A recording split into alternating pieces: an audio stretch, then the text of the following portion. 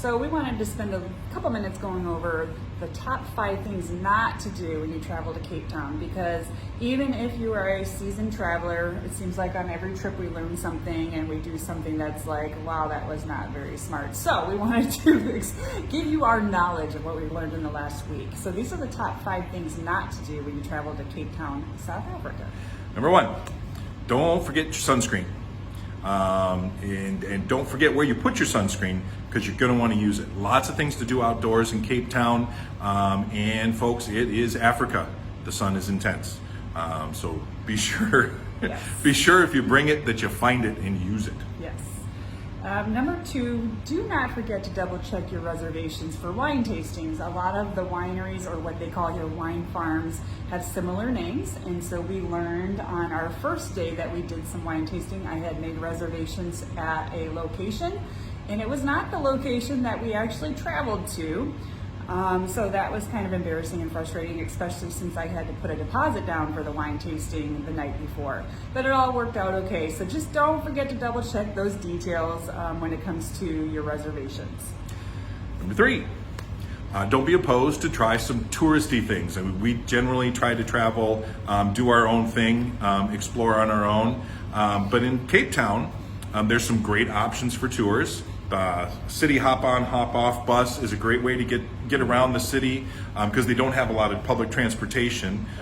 Plus you get to learn a bit about the city, and they have some great tours as well out to wine country and the Cape and some of the other popular places.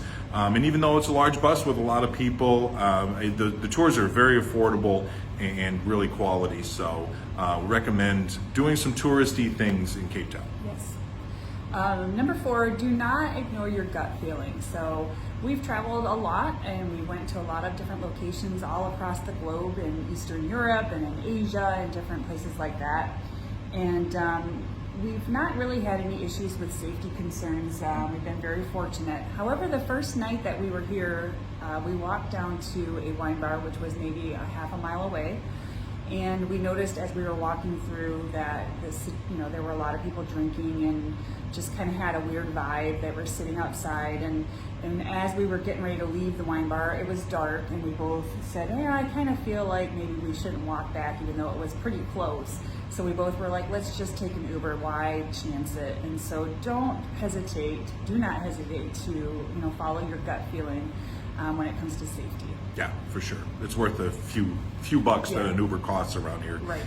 To actually add that extra layer. Yep. So, and number 5, gotta look at my notes now. Comfort zone. Right. Don't hesitate to get out of your comfort zone.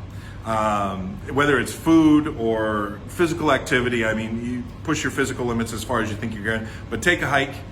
Climb the mountains around here. There's some really easy hikes all the way up to very difficult.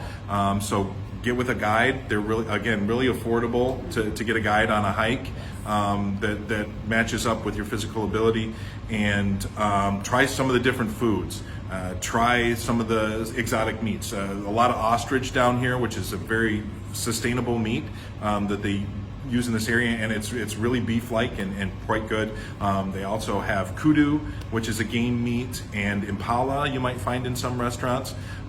So try some exotic foods. The spices here are really great, very Indian influenced in this area.